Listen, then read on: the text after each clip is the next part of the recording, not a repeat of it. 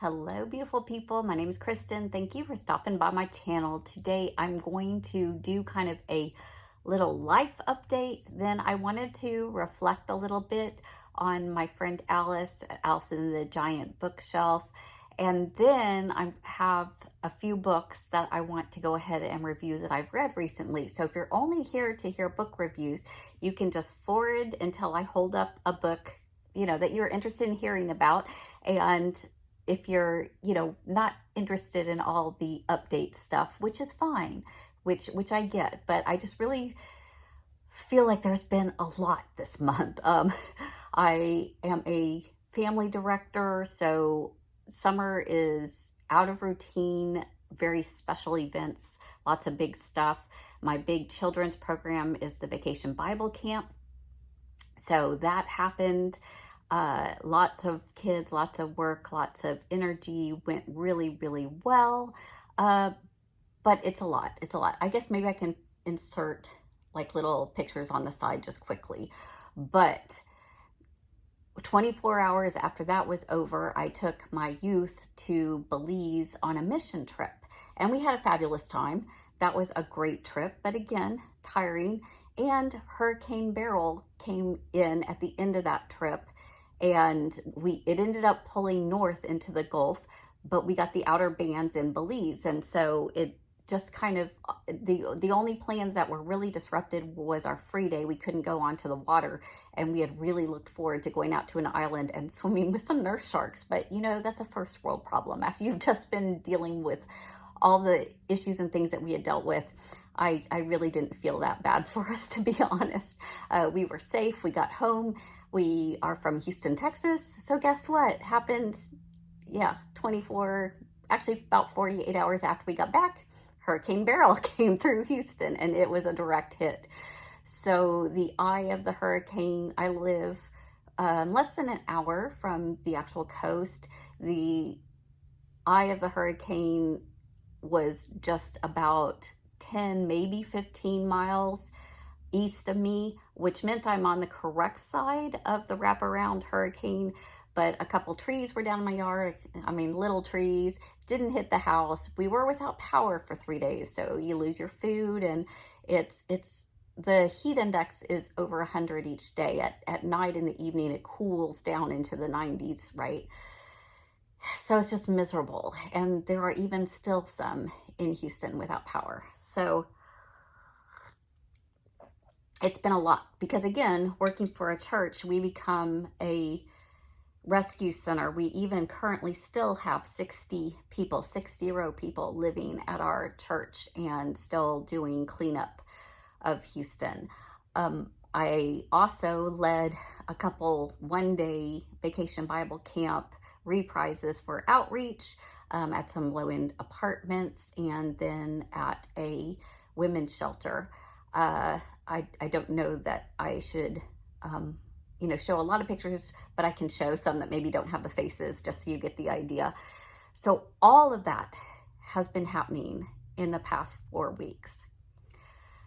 So that's my kind of life update, and all the videos that have come out have been filmed prior to a lot of that happening.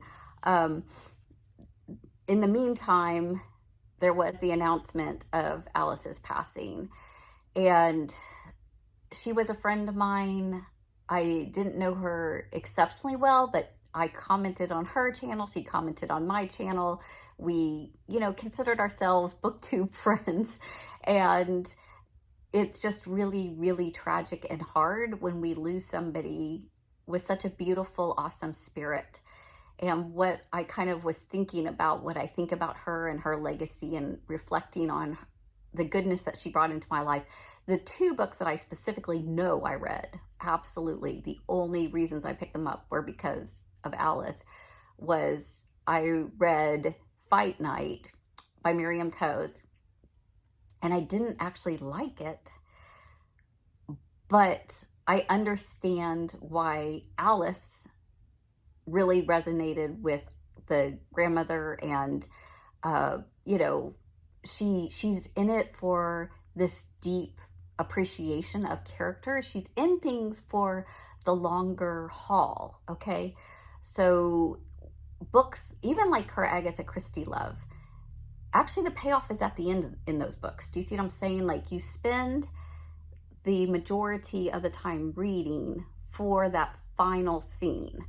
And I found this to be really true in large part with one of her very favorite books, which is Cloud Cuckoo Land.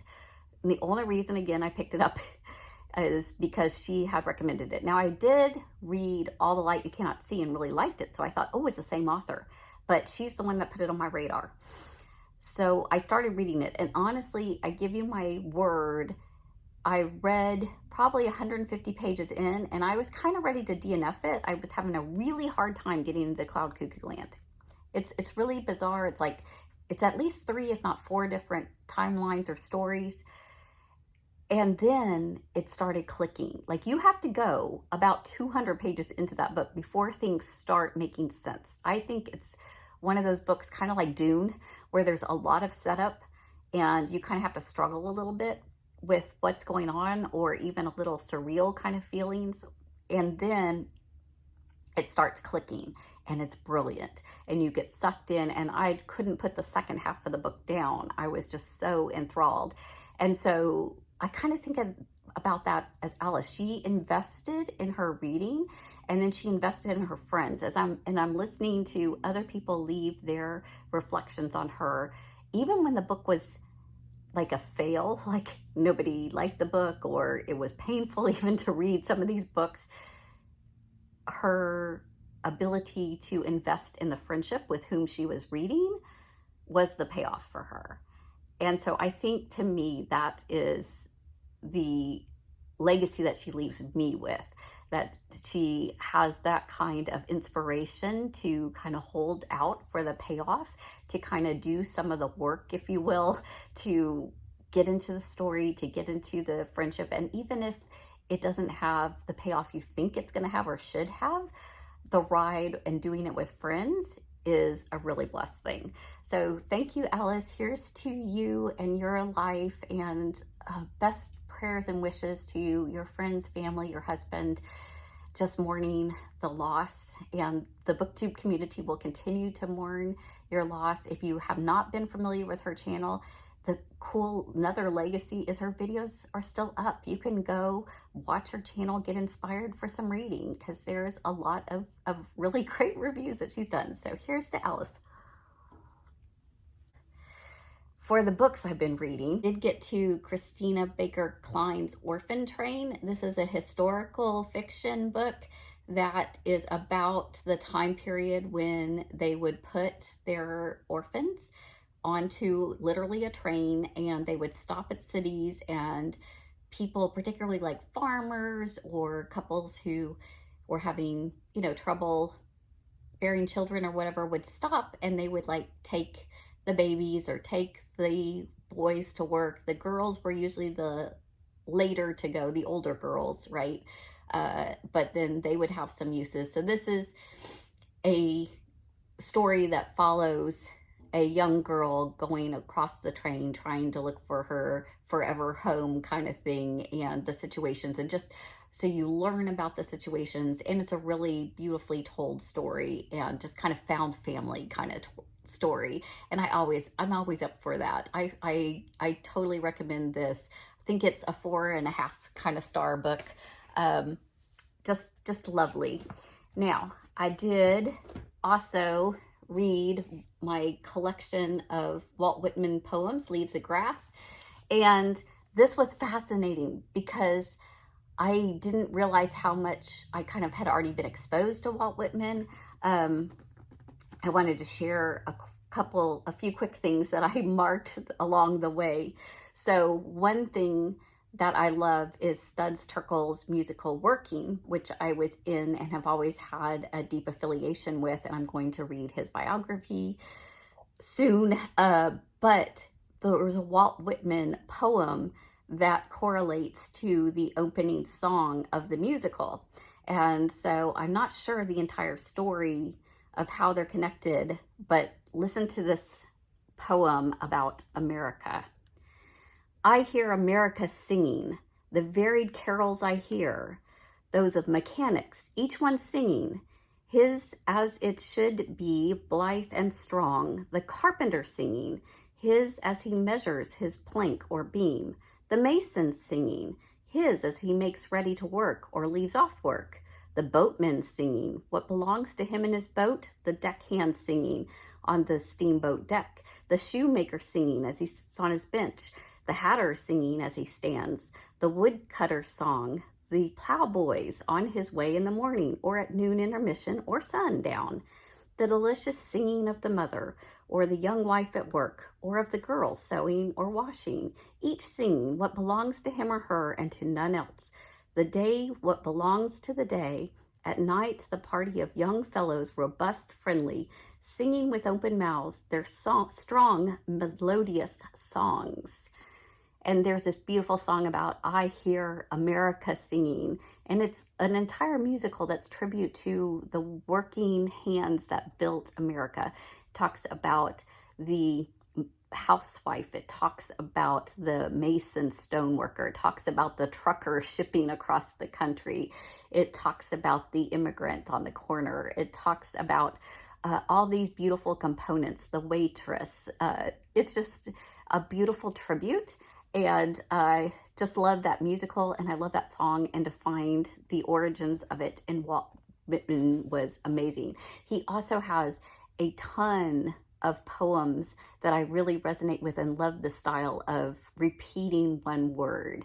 So it may be an action verb like see the fields of wheat, see the grain flow, see the ladybug as it transports one branch, you see this, or it could be like a phrase of that's all now. So it'll be like, we're going down the street, that's all now.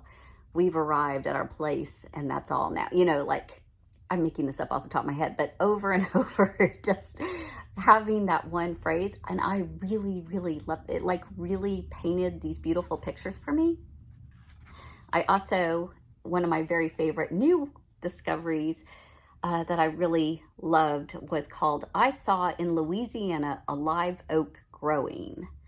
I saw in Louisiana a live oak growing. All alone stood it, and the moss hung down from the branches. Without any compassion, it grew there, uttering joyous leaves of dark green. And its look, rude, unbending, lusty, made me think of myself. But I wondered how it would utter joyous leaves standing alone there without its friend near, for I knew it could not. And I broke off a twig with a certain number of leaves upon it and twined it around in a little moss. And I brought it away, and I've placed it in sight in my room. It is not needed to remind me of my own dear friends, for I believe lately I think of little else than of them. Yet it remains to me a curious token. It makes me think of manly love, for all that, and though the live oak glistens there in Louisiana, solitary and wide in a wide flat space, uttering joyous leaves all its life without a friend or lover near, I know very well that I could not. It's just like such a beautiful reflection of seeing nature and pondering upon ourselves and our role in the world, and getting inspiration from the tree itself. And I have to admit, I've broken off a twig or picked up a stone and had it be a touchstone for me or a remembrance.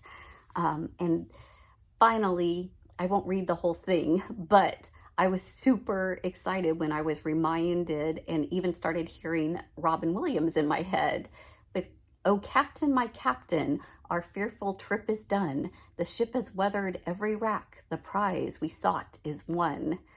And that poem being in here, and I was just like, oh, that was just so good. Just so good. So, and this is a beautiful copy that I look forward to keeping on my shelves and picking back up and reading through it. And the last for Jane Austen July, because, we don't want to leave out Miss Jane Austen. I had this beautiful penguin cloth-bound copy of Sanditon and the Watsons, which are two unfinished novels, as well as Lady Susan is in here, which I had never read. So the two unfinished novels, I read them. They were good. they're unfinished, right? There are some notes that of like where they think she was going or what was going to happen, and I bet they would have been lovely completed novels. And I'm not sorry that I read them, but it is kind of frustrating to read half-finished novels and not really have the end, and kind of feel like you introduce some characters that are interesting, but then what's going to happen, right? But on the other hand, it's kind of fun to make up your own ending in your own mind. So now Lady Susan, it is a story that is written almost exclusively in letters. So so-and-so writes so-and-so, who then writes so-and-so, and then they write so-and-so back, and there's multiple letters from multiple people. And it basically centered around Lady Susan, who is, I kind of think of her as the mean girl. She is she's a widow who's, after having an affair with married man, but sought after by other suitors, and just high society snob. And at one point, her best buddy friend says something to the extent in her letter back, like, facts are such horrid things that get in the way. And it's just like they just constant manipulation of trying to make things work out the way that she thinks they should work out. And it was just a lot of fun. It was a lot of drama. I really enjoyed it. It's not that long. I totally think that would be a perfectly fine place to start with Jane Austen if you haven't tried her before. So those are the ones I want to update with this. I have read several other kind of theme sets of books in the past month, and so I'm going to do separate videos for those in respect of time. So look for those, and like and subscribe if you haven't already. I appreciate it. Thank you so much. I hope your summer is going well and blessed in all that you do, and have happy reading.